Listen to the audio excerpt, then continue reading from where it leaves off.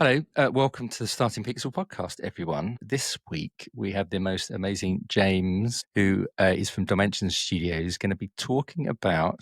Actually, what are you going to be talking about, James? Well, it was a kind of a technical demo that we ran at our new Right. studio that we set up called Evergreen. Nice. Okay, so we're going to talk through that. We're going to talk a bit about James and James's background, as we always do, and just talk about that demo, which just caught my eye and blew me away, and it made a few pennies drop, which has sort of come around to be solidified by some other bits and pieces that I've seen recently as well, which I think we will probably get into. And yeah, it's going to be a great conversation as well. So first of all, I tell you what we're going to do. First of all, I'm going to ask you the difficult question, which I ask everyone, which is, in as few words as possible, explain virtual production. Yeah. So from my perspective, virtual production is in front of the camera, expanding the world beyond what's buildable. So we take like an art director wants to build like a director wants to make a big world, a big building, a hospital that you want to blow up. You can't build that whole set for less than millions and millions. So we build some of that hospital and we can expand it digitally in camera live. That's a magic trick of ours. Yeah. I like the last bit, magic trick. Yeah. That's the cool thing. Okay, that's brilliant. So let's briefly talk about your journey of how you went, because I read up a little bit about you, and you're from a native of that there, New Zealand, which gives you just massive amounts of brownie points to start off with, because I do love a Kiwi and I do love New Zealand. And so tell us briefly about your sort of journey, how you ended up being in Dimension Studios and sort of and then Yeah. So I started off. I mean, my degree was film and animation and like industrial design. So my final degree was furniture design in a roundabout way. But I learned a lot of filmmaking at my university, and then off the back of that, I went to Weta Digital, which was the visual effects house behind like Lord of the Rings, Hobbit, King Kong. And I just walked in the door and asked for a job, and got a tech job straight out of uni, and then was very interested in the motion capture because I'd done a bit at uni. So I kind of worked my way into that department, and then became one of the people that traveled around the world and around New Zealand doing motion capture with the team there. Didn't know it at the time, but I was sort of with some of the best people in mocap that you've ever, I was like, oh yeah, this all makes sense. This is good. This is a good way to do this. And then you travel out and you're like, oh, they were doing things very well. So I left New Zealand, went to UK, and I joined Andy Serkis's company because we'd worked with him a lot on Tintin, the Hobbit movies. So worked there. I became CTO of that company, worked my way through IT, head of IT, and then CTO, and then moved on to do freelance, and then got picked up by Dimension for a show, Masters of the Air, which is an Apple, like the third season of oh god, what is it? The War kind of thing. Band the of Second Brothers. World War, Band of Brothers, Yeah, yes, that's it. Yeah, and that was a lockdown baby. That was a lockdown film as well, right? yeah, absolutely. Yeah. It was a very long project, but it was where I kind of just all of this up to this point was motion capture. I was very motion capture, very tracking cameras, doing a thing called simulcam, which is where we would live key blue screen to show people what we're going to put onto blue screen. But yeah, Masters of the Air was my first foray into LED, where you could do it live, see everything in camera, get the lighting correct, get the correct hue on everyone's face without having to kind of key out blue spill from blue or green screen. So that excited me. Yeah. Right. Yeah. It's when you say, I was actually talking to someone earlier on about the glee on people's faces that when they see it for the first time is one of the huge benefits of this world. It's not often you see a 40-year-old gleeful, No. right? And it's when you show them that stuff for the first time, and it's a gift for sure. Go on. Sorry, just on Masters of the Air, that's exactly what happened. When we were live tracking the platform that the cockpit was driving, and we extended the wings digitally into the world. So we had the wings matching. Once you saw it in camera and the wings just protruded out into space and they all projected correctly, I think I had the biggest smile on my face for about a week at that point, where we kind of pulled it all together. I bet, but what's a really interesting point around the sort of background of CTO and that kind of thing? It's an incredibly technical Yeah, role as well to do all that. It's network infrastructure and all sorts of sort of that sort of tech, right? It's a absolutely. million Yeah. miles away from filmmaking. Yeah, so that was it. I sort of ran around in circles a bit. Like, so I started in filmmaking and animation, but got quite technical, got into the technical field, and then worked my way back to filmmaking. So I get to be, controlling a camera again. Yeah, Uh, yeah. and it's, It's but it's magical, right? This stuff. yes, yeah.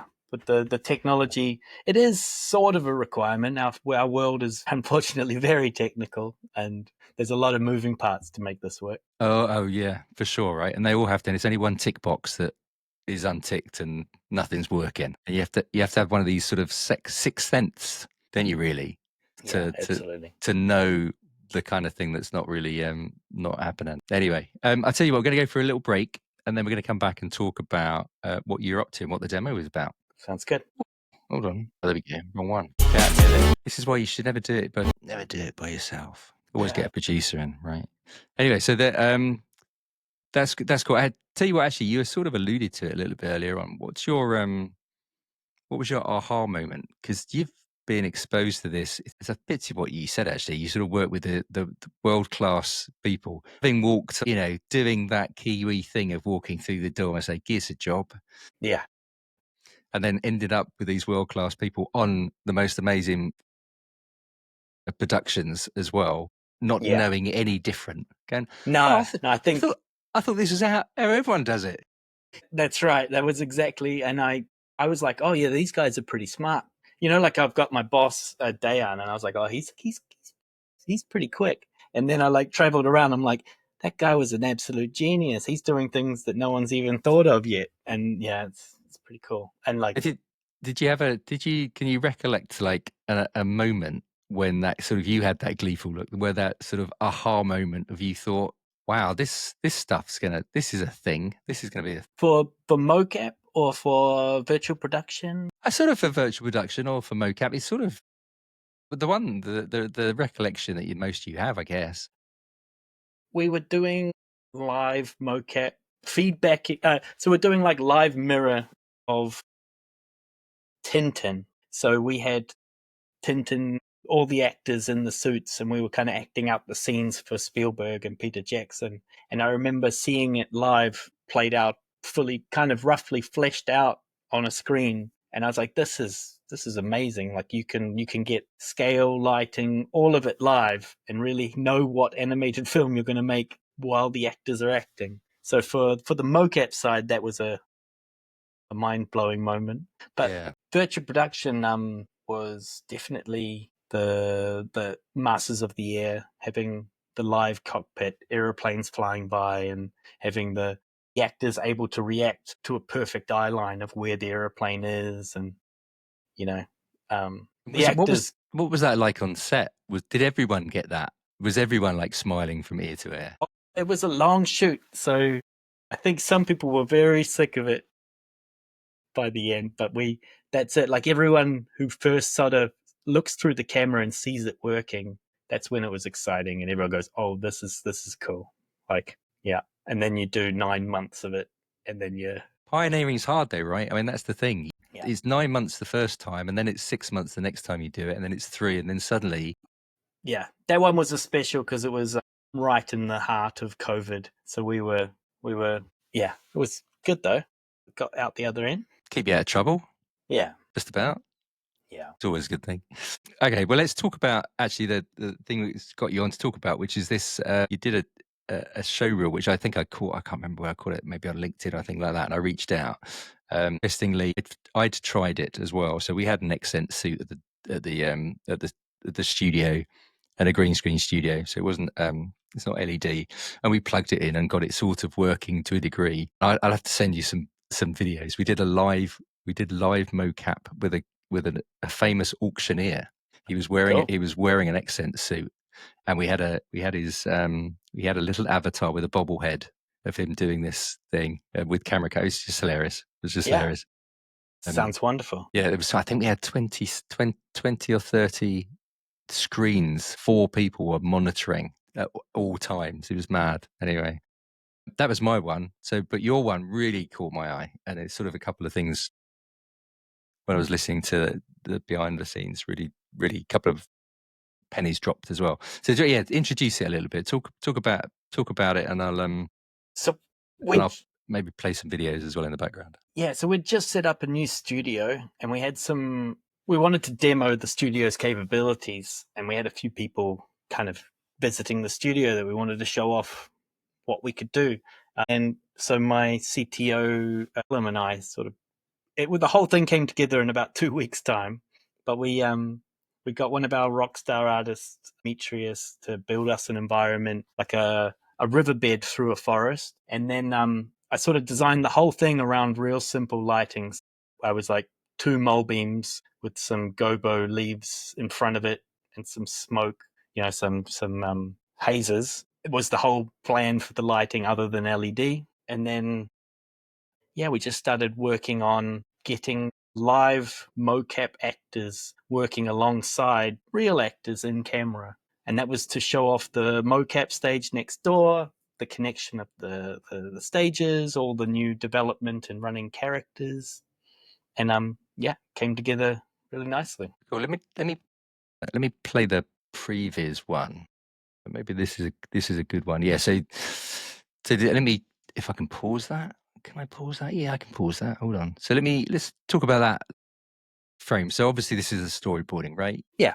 And so the idea here is that the 2 people close to camera are real life actors in front of the camera.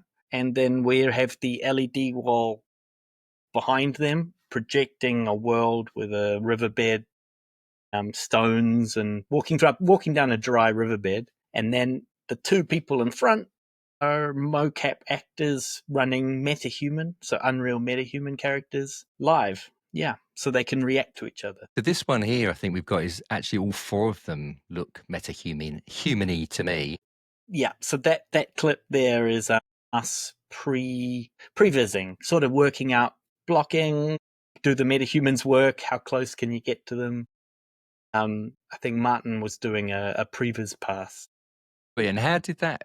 Did you have any challenges at this sort of phase at all, or how confident were you that you were going to nail this? I'm pretty sure you were pretty confident. Confident, yeah. We got a really good crew. The company is a really niche company that has volumetric capture background, mocap background, virtual production, camera. So we sort of had all the right people to put this together in a very short amount of time. Right.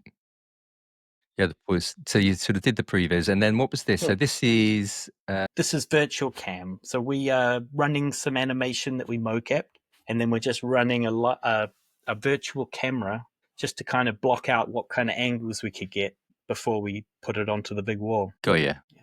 So and again, so that normal part of the process is that's just that would be sort of like almost shot blocking before anyone spent any money, really. So yeah, precisely. Other than a bit of Unreal, I say, yeah, your technical artist game. Don't you just say it was a little bit of work, but it was before there's huge amounts of money spent, right? Correct. That's exactly the thing. We kind of run through it, see what we need to see, look for gaps in our build, see if we need to extend it, or before we get in front of the big wall with the expensive lights and expensive crew.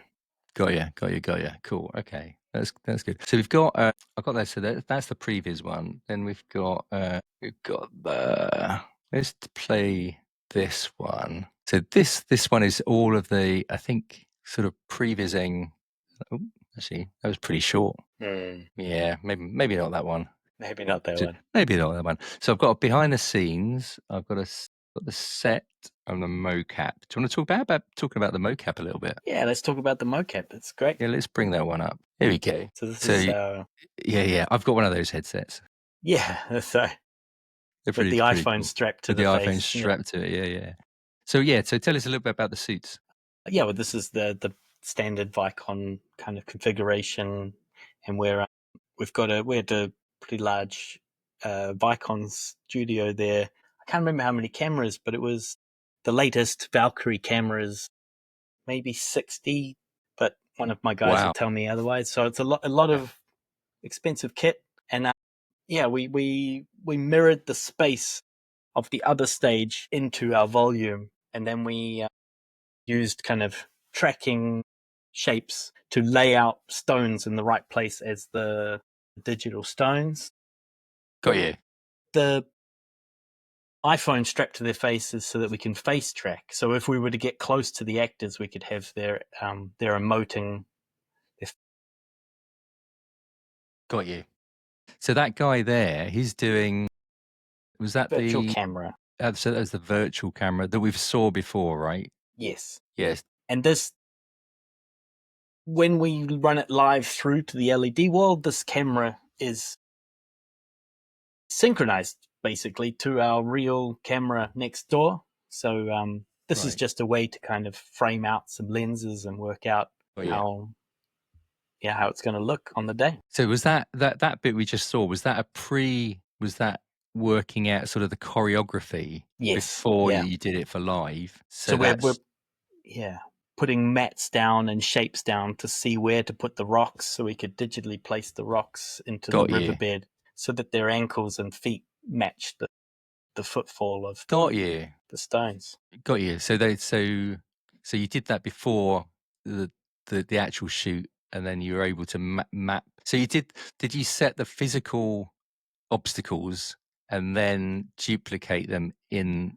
Unreal, or was it the other way around? Actually, both ways. So we had some known stones that we were like putting into the river, and then we told the mocap team where those were, and then they dressed in extra, and then we came back and layered in extra stones. So the two stages were kind So a of little bit together. collaborating. Yeah. Got you. Got you. Got you. Got you. Interesting. Cool. These poor people who are audio people, we probably should describe this, what we're actually seeing a hell of a lot more than we're actually doing. Yeah. But anyway, well, it's one of those things that actually is so demo heavy. Okay, so what are we looking at now? So this is them walking live across the rocks and just seeing the foot interaction, so we can see that it. Otherwise, they would be walking on flat concrete, and it would look. You would read in their body language that they're on flat concrete. Just flat, So, right? so we dress in some soft and some shapes so that they kind of roll their ankles a bit, jump around. They're a Got bit, yeah, right. Oh, nice. unsteady on their feet. So what we're looking at the moment, so we've got on the left hand screen, it's the BTS, but on the right hand screen, what are we looking at there? That is the view, the live view from Vicon Shogun, of us tracking. But that's live update of us tracking the mocap actors, and it's retargeted onto some 3D bodies, so you can see the characters running Right. live. So it's rather than those. So sometimes you just see skeletons, right? Yes. Yeah, Yeah. that's right. So you've sort of done the skinning kind of thing, and it's very basic. It's a little bit like Matchstick Men, right? It's very rudimentary, but it maps it. And what did that help with that part of the? I mean, this is just about. I think we were actually choreographing their movements so that we could Right. lens it in the next stage, so we could see where they are, and we could place our actors around them, so we could frame in all four characters. Got you. Yeah. So we've got here actually, and this is quite an interesting one.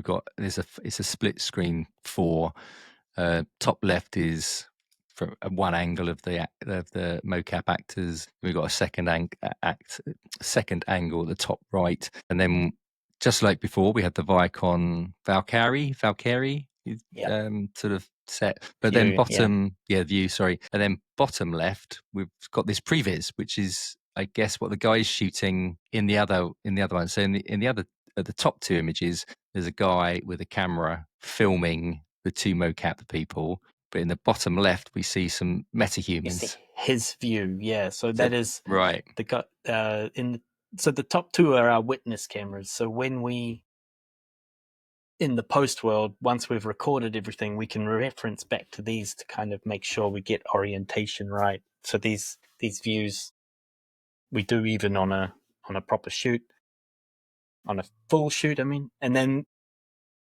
you can see him operating the virtual camera in those views, and the bottom left camera is the virtual camera view. So he's once again just lensing, looking at the characters, seeing that the feet are landing on the stones properly, and creating a shot. And how is he directed? Who directs him? Is he in charge of the creative, or is someone actually directing him? So this demo ran over 3 days. At this point, Martin was sort of prevising animations to help us, because we were setting up the virtual production stage next door and getting it all running, and we'd kind of boarded out what we wanted for the actors to do, but once you've got them actually acting, it kind of reveals extra movements. So here they're holding hands and helping each other. We hadn't boarded anything like that, but it really so he was sort of directing the animations here for us to use next door, and then once it's all running live, then we were able to direct back. But it's sort of just a first blocking pass. Got you. For the demo. Got you. Cool. Okay. Well, that sounds really cool. Cool. And so we've got mocap. We've done previews. So a little bit of maybe there's some BTS coming in here. I'll put this on loop. So just maybe just talk us through what we can see here and what's going on. Right. So we're kind of running the shoot on a Technocrane, and I don't know if you can see the frustum kind of edges, but we're projecting from that camera onto the big LED wall the view of that camera, and you can see the matching stones. We've put sandbags on our ground here as well. Right. Let me just I'll push the. Yeah. So in this view here, you can see we've got like 2 practical trees, two practical lights, which were just like mole beams, which are quite, they're like linear light. They come in at a straight line, so they look like sunlight. They don't kind of diverge and make, so they're very parallel lines light, which looks like a sun. So we had a couple of them looking through some gobo like tree leaves, and we're running this with the camera, looking at our actors walking over these stones, which are just sandbags. So we just have to frame off the ground because we couldn't, it's a demo, so we couldn't afford to build a set. Right. Yeah. And that's cool. But we matched the stone position so we could move ourselves down the river and have the digital actors walking on the same stones. Got you. And how accurate did you have to be for that to work? I mean, fortunately, the Vicon system, we had a Vicon system in this stage as well as next door. So we were tracking with the same tracking system on both sides. That gets down to millimeter accuracy. So we were tracking and shaping these stones to the sandbags surfaces. So had we have gotten really close with the camera into that shot, you would see that it was working quite well. And is a Technocrane the best piece of equipment ever? Is it? I heard it was. I was listening. What was I listening to the other day? Maybe it was a particular shot that someone did, and they were talking about putting it all the way through a house or something, literally through one window, and then it just goes through completely through the own house. Never used one, never seen one in action, but they look like an amazing bit of kit. Being able to kind of, the biggest thing is the flexibility. You can put that base, you kind of plan out your shots, you put the base down, and then you can kind of pickle out the head, and just be flexible. You can be low, you can be high, you can be kind of a locked off shot, intimate with people, so you can shoot a lot on a Technocrane very quickly. Whereas a dolly, you've got to like lay the tracks, get it all balanced, get it all set up. Each shot becomes sort of important to know what you're working to. And do they record? Can they record the action, or is you just got to have a really, really competent operator? No, Technocranes can do a playback feature. Yeah, so you can kind of do a run and then play it back. Oh. The motion control arms are the ones that do it millimeter perfect every time, and we're very interested in them as well. But we love them. But no, Technocrane, they're good. Yeah, wonderful. And they work. Just going up completely sidebarring here. So they work brilliantly with virtual production or certain LED volumes as well, right? Absolutely, yeah. So we put a crown or a tiara on the front or side of the camera, which is what we track. So we put a big shape with arm markers on it. That's kind of a unique shape that the mocap system will track. But Technocranes, because they sort of are so in control, you can kind of find your clear space to put your crown, and then it'll work for almost every camera setup. And that's the Vicon system as well, right? That's what we're using here, yeah. But we've used OptiTrack and Stypmosis, yeah, loads of other systems. But Vicon, I like these optical systems because that's what I kind of grew up with. Right. Yeah. But anyways, that was the sidebar of that one. Sorry, everyone. Yeah, great. Get quite excited, a bit geeky about that. Cool. So we've done that, done the previs, we've done the set. Yeah, let's talk about. Let's just touch on the lighting because we sort of talked about that. So yeah, talk a little bit about that, which I guess isn't too much to do. Was there any? Is there any interaction between what you were doing with the performance capture and bringing that in and the lighting or anything like that, or how did that work? Well, so with the performance capture, we matched the light direction for them so that they knew where the pools of light were, so they could place their actors in a similar world. So you can see the digital actors at the back of the frame there. They're sort of walking through a pool of light. And then we've made two pools of light with two mole beams in Got this you. setup. And yeah, we sort of set the lights physically and then lit the scene based on it. I mean, it's sort of rare 3/4 classic lighting, so Right. it's Yeah. easy to make it look pretty.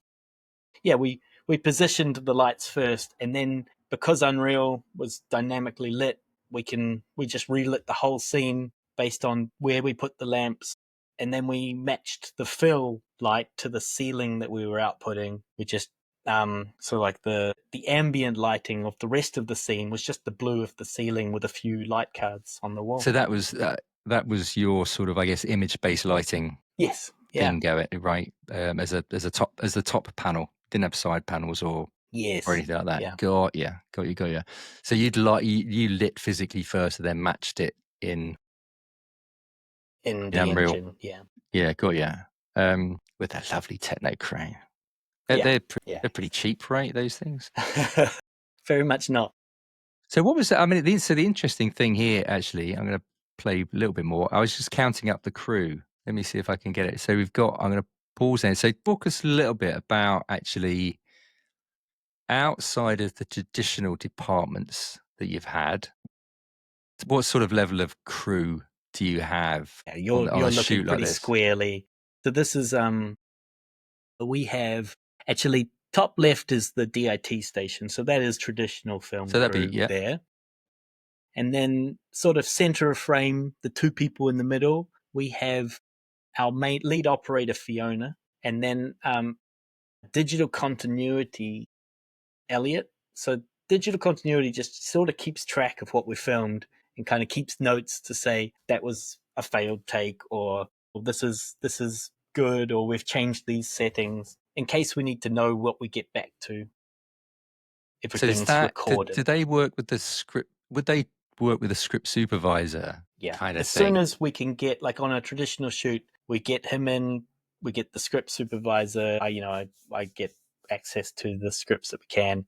We do a full breakdown of what we're going to shoot, and then we know what we're coming into. We can kind of break down pieces that we need to get prepped beforehand. Right, Yeah, and got then you. yeah, And that role is just to work out whether or not the VFX have triggered or anything like that, and if they haven't, and to pick up on that because the script supervisor's got enough to worry about, yeah. There's a lot in right? our world, and we don't want to lump because there's normal keeping track of what the practical cameras are doing, but we've also got digital twins of all the cameras, and we've got to know that what they're doing, and we need to know what the engine and the LED wall's doing, and all the lights that we're So it's a very useful skill. Yeah, absolutely, sure. Without it, you'd miss so many Yeah, things. That's for sure. So Absolutely. we've got just to explain to actually the audio people. So we're looking at a still at the moment of the movie, and a bank of screens, Unreal Engine screens. So there's there's a previs, and there's the camera plates, etc., like that. And we're just talking through. I think we've got something like 7 people. So we've talked about those for the DITs and those two. Anyone else there that you'd normally Yeah, have? so next to them is our second seat. So for the same Unreal, we run all our Unreal sessions, including the main wall, in one big shared session. So if you make a change, all machines change live at the same time. So the lead operator will be doing specifically what we're asking over radio. Any longer tasks or more complicated or finicky changes we need to do, the second seat will sit there and just work away and then radio in that they're ready to do, and then they can apply them. Bottom seat is our Vicons. So that's the camera tracking for in this volume. So that isn't tracking the people, because that is in a whole nother volume next door. But this is tracking what the Technocrane is doing. Got you. And So that's updating it live. right. So that's just making sure that it's behaving itself. Because if you don't have that individual looking at those things, it's a So expensive post-production, right? absolutely. Well, so basically his job is to make sure that because we calculate the nodal point of the camera and project the world from the camera. So there's a viewport in front of the lens that is projected specifically for the view of that camera. And as the camera moves, we change the parallax, we change the perspective to make sure that it's always the correct perspective for that camera on the LED. On it, right? Yeah. Yeah, and so that's what that person is taking care of. So going back to the second seat, was it the first seat and the second seat? What was right? Oh, operator. First operator and second Second operator, operator, yeah. right? Gotcha. What are the types of instructions are coming into those people on a typical set? This one. Let's use this as an example. What was typical? So for example, when we set the practical lights, we would set up the practical mole beams, set all the gobos up, and then we'd be like, okay,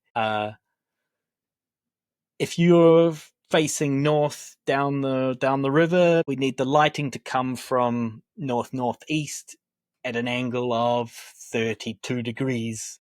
And then they will go and change the entire sun direction of the world in Unreal to match that. And then we'll sit over in the DIT booth and just balance out the colors. So we're like, okay, so our world's looking a bit warmer than that. We need to pull down by 400 Kelvin or vice versa. And then, the key light being too warm or the fill light being too cool, we kind of balance the lighting values. And then after that, it's sort of placing trees, moving rocks, rearranging the world to make it work better in the lens. Yeah. The fun bit, the fun bit. Who normally gives those instructions as well to the So that's my job typically. In a traditional shoot, I'll be attached at the hip to the director and DOP, and whatever they want to see in the lens, they don't look at the wall typically. They look at the reference monitor, and they'll be like, I don't like where that tree is. And I go, hey, center of frame, yeah, green tree, kill it, and things like that, yeah. But it's all about speed and getting out of the way. Like, our best trick is when people don't notice all the stuff we're doing. Yeah. I bet. Like, yeah. When they can just say, oh, I really want this changed. And even if that's actually really complicated, someone just goes and quietly does it and we fix it as quick as possible. That's when we're really winning. Yeah, for sure. It's gleeful, right? That's the thing. It's like magic. Cool. Okay, let's talk about the night bit, because this came up as well. What we're seeing at the moment is a bit of a BTS of it being at night, really, as well. And some fog coming in. And there's a blue line, which we'll talk about in a minute as well, because that's quite interesting. And then it just flicks back to the daytime. So tell us. I'm going to put this on loop. at the moment. Say stop if you want me to stop on anything particular. Yeah.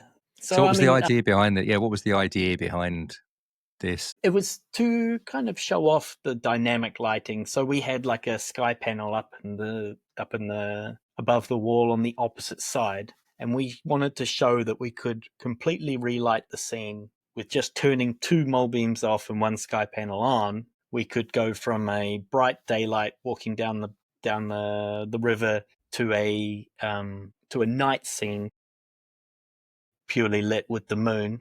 And so you can see on the left side, you pause, I'll go back a Oh, oh, frame. there we go. Hold We on, let me get to there. About there? Yes, yeah, on the left there you can see a giant shape. That's a light card that we've put in to just fill in for our actors a bit of moonlight coming from the wall. So we make a giant sort of bluey white light, 12,000 Kelvin or Yeah, something. so it's like a big, for the audio listeners, it's like a big white circle, Yeah. Yeah, big effectively. white circle which is 8 meters tall that Yeah. puts light across the faces of the actors while we're looking at them. And an interesting part of this, like one of the things was we wanted to show how quickly we could go from daylight to nightlight. It was a 3 minute changeover. We just flick some numbers and we're in, and we're now nighttime. But we also tracked a torch in the hands of the actress, and we tracked a torch in the digital actors, and we matched the profile of the torch so it looked the same. So we had a beam of the torch able to touch our digital trees, our digital rocks from our practical torch. Wow. And Okay. so, yeah, that was a really fun little side part of this So part. demo. Yeah. Quickly going back to the sort of the turnover, going from day to night. So you said minutes. Were literally minutes, yeah? I mean, that's ready to roll 3 minutes, Yeah, Wow. we'd probably be able to change the lighting in about 30 seconds, Right.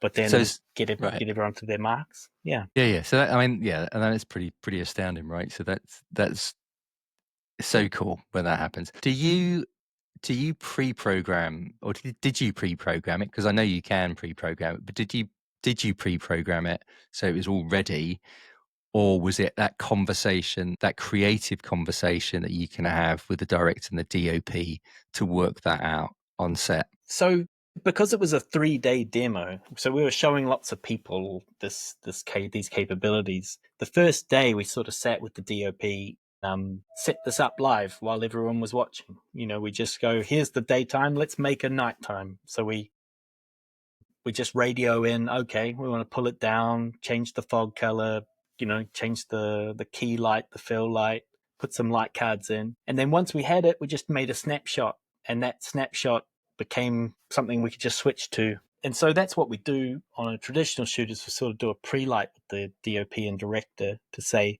how are you planning to shoot this? What are you going to expose to? How do you want to light it? And then we make, even on their lighting board, like DMX, Grand MA profiles, and then we match them in our digital world. So we all come in exactly at the same place. So let me pick that apart just a little bit Mm-hmm. and play it back to you. So what you do, you get the DOPs and you have those conversations about what everyone wants it to look like, and you'd set that up, and then it's literally saving a preset Yeah. as if you Yeah. would do, I don't know, trying to think of something in the real world. Yeah. Well, But on a it's literally traditional about, set, we do it. Yeah. right, So even outside of virtual production, you kind of preset your lighting and have like a desk button that you just say right, lighting set up to. yeah, But we sort of match it for the entire world, including all the sun, all the street lamps, all the right. fires. Yeah. So that does it. The practical, so that button, they push that physical button, and then not only the practical lights change from daytime to nighttime, the entire thing does. Or you could change, a bunch of stuff. It could even be a completely different set, right? It could be you're Yeah. suddenly on Mars and everything's red. Absolutely. Yeah. Yeah. Right. So we can pull up a whole new level and change the world. Yeah. And then, Brilliant stuff, eh? I love this yeah. stuff. God. Right. So we've done that. And then I think the last bit actually was just where was it? Where was it? Just the final plate, I think, actually. So it's playing. So what we're looking at here is just a few cuts of the final plate that they're done.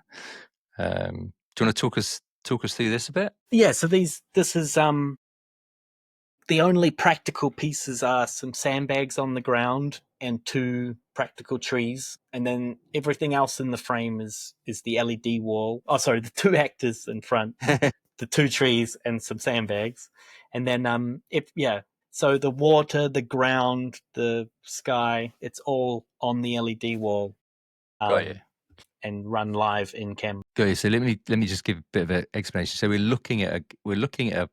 in a sort of a forest, right? It looks sort of subtropically, and there's a gully that has got, I guess it must be a dry riverbed, and it's brightly lit. It looks like maybe it's a really clear day, and we can see two people waving back at the actors, the physical actors. They're on the LED wall, and Yes, those are the ones connected to the mocap people next door, right, as they're acting. correct. Yeah. And then so we're looking back, and there's a really nice reverse cut here as well. So tell us a little bit actually about that reverse cut and how you Well, so that reverse cut was we took the digital world, turned it 180, and then pushed a tree over by the LED. Where if you pause now, oh, yeah. sorry, Hold on, missed it. oh, it's all good. Hold on, I didn't give you much warning. that's all right. Let me go The back. Let me go. Bit more. Yeah, no, that's good. So that tree ended up basically to his left of the actor you can see right now, center of frame. We put the tree there.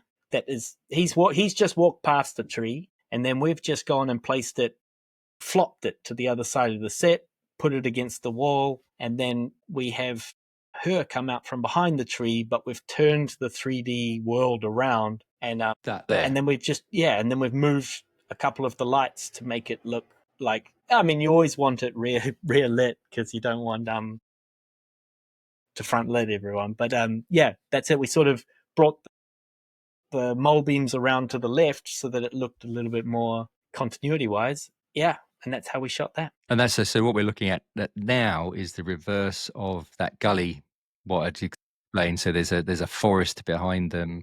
The male actor who was, when we were looking from behind, the male actor was on the left and the female actor was on the right. Is now flipped round. Male actor's in the foreground. Female actor's in the midground.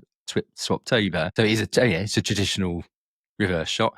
So tell us how long, because they're obviously now it's flipped around and the camera's not moved. So normally in the real world, everyone would pick the cameras up, they'd move around 180 degrees, they'd get the lights, they'd move them 180 degrees. But what's Yeah. different, right? So the lighting for the scene happened free for us because we just spin the world around and the lighting fixes itself for us.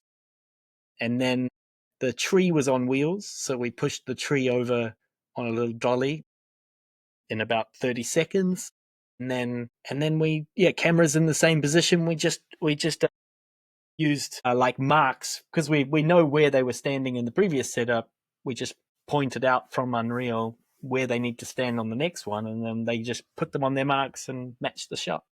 So they said, so the camera didn't move, everything else, the entire world. And I think this is one of the interesting things that the penny drops in a traditional crew when they see this is one of those moments, right? When you go, wow, oh, okay, I sort of, how do you do? Oh, Yeah, this is how you do a reverse shot. yeah, yeah, As, and then, and how long did that take? You sort of said, yeah. It's just minutes. Like it was minutes. because we were doing this as a demo. We were showing these turnarounds multiple times a day. We're just like, here we are. We're going to swing it around and just swing the tree over, put some tape marks down, and because we've got a tracking system, we can actually just have a digital tracker that tells us exactly where to put everything, so it all lines up correctly. Right. And in your experience, do you find that the DOP and the director still like to eyeball things, or do they believe in the digitalness of the exact thing? Because Unreal, right? It's like you can have a factor of 4 figures after the decimal point to be that precise. We love to just work how they work. Right. That's the thing. So if they're not sure what we want to swing to, we'll swing to the exact correct, mathematically correct, scientifically correct. We'll just swing it. That's what it is. But once they've got the camera up and they're like, oh, I'm just not feeling that. I want to be a little warmer, or I want to come around a bit more to the left, because, yeah, we're so nimble with this system. We make sure we are, that it, yeah, we like people who eyeball it. That kind of But yeah, and being gives able them to their freedom. serve and being able to do that as well. That's the real pleasure of it. It's like when it all works brilliantly, having the ability for them to use it as a creative tool, I think is just amazing. And it's like, yeah, because as you said, it's like yeah, you flip it around and then again, it's quite gleeful. Like once they Yeah. get it right. Yeah, absolutely. In fact, the DOP on this brought a lot of lighting kit, because we didn't sort of prep how we were going to do it. So we were like, oh, we're going to need a couple mole beams and maybe a sky panel. Um, and they brought, loads and loads of kit, because we had a partnership with lighting companies that were able to help lend in kit. But it was piles and piles of lighting kit, and we ended up using only those 3 lights. Like, we didn't, none of it. It all just stayed in its boxes, and the DOP was so excited that he could just drag an iPad circle around and light the fill on his actors and be like, oh yeah, look at that. That's so cool, isn't it? I tell you what. So I think we've done that. We'll go to a break now, if I can find the right button to click on, and then we come back and sort of maybe talk a little bit about the practical uses of it, I guess, which we might have done already, but I think it'd be good to cover them again. Sounds good.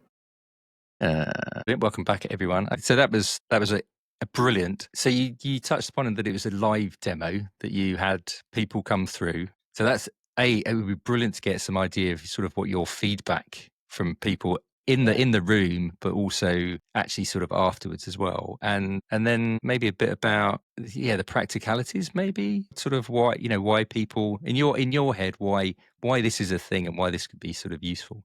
But before we're going to do that, actually, and it might be something to do with, you draw on the experience of the people who came in to see the live demo, is what's the biggest misconception that you sort of come across when it comes to the technology that you're involved in? So that does include the mocap side of things, as well as the VP, whatever VP is. It's really about that sort of side of things. Yeah, I mean, in fact, this demo was an example. We had a lot of people showing up that sort of thought that it was going to be very rigid, very technical, and very like computer game methodology. And we converted, even just in this 3-day demo, we converted a lot of people, seeing that we could speak filmmaking, we could talk about Kelvin, we could talk, we could match their lighting. They could say, hey, what if we put the light over there? We could do it, relight the whole scene, and they could frame their shot, and they're like, oh, I can see why this is quick. Like, you can have your, it's like shooting a location shoot, but it stays the same for a week if you want. You can have golden hour for a week. And that, yeah, definitely people were pretty excited about that. That's cool. So yeah, so what about the feedback from the people who attended the demo as well? Yeah. The feedback was resoundingly positive for us. We had Epic, who make Unreal, come along. We had Vicon guys. We had a lot of the London studios. I think Amazon came over. But yeah, it was just really positive, because we also told them, like, we put this whole thing together in 2 weeks' time, and it made for a pretty successful demo in a very short amount of time, from building from scratch all the way up. Yeah, it showed them that this can be done quick and well. And what was the sort of penny drop moments for them, do you think? Do they look through the lens of creativity or lighting, or do they look through the lens of, this is going to save me a bunch of money? Or Well, actually, we had a lot of producers, so there was a lot of money. When you can make £1 million look like £10 million, people get pretty excited. But no, the live mocap was really exciting to a lot of like the creative directors, to be able to, you could direct background actors. You could be worried about what's in your frame and say, hey, can I get the people fishing off the dock to move to the other side of the dock and be more dynamic with the fishing rod?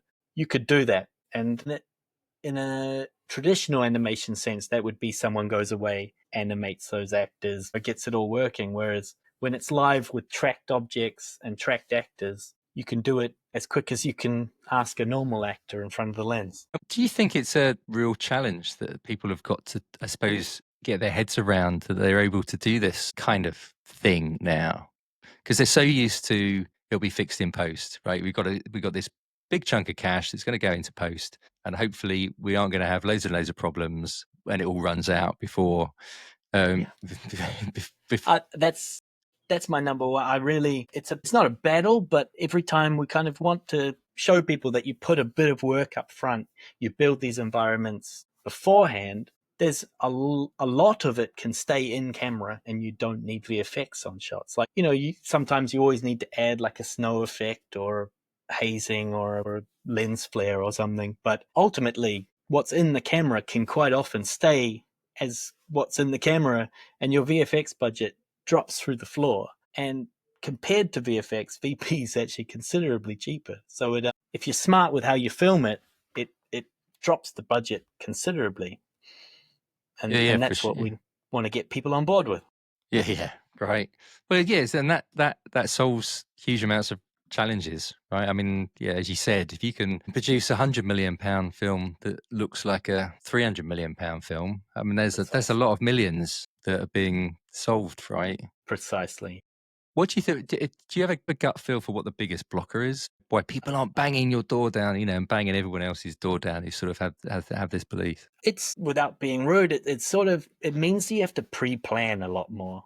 I think you have to know what you're coming in to shoot, and it makes for a very successful project. So I think the studios and the producers are all going to love it.